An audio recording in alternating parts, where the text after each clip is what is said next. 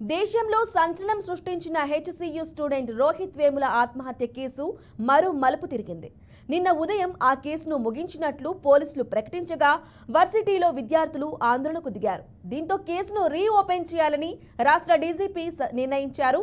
పునర్విచారణకు అనుమతి కోరుతూ పోలీస్ శాఖ ఇవాళ హైకోర్టులో పిటిషన్ దాఖలు చేయనుంది.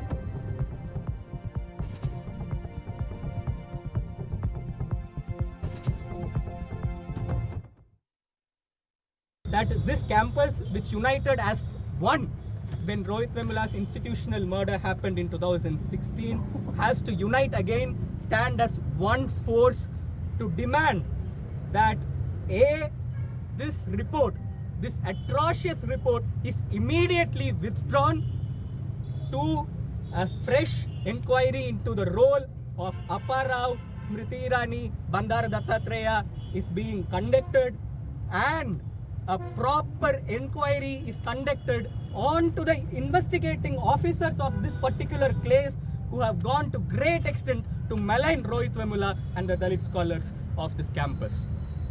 I thank each and every one of you for joining here.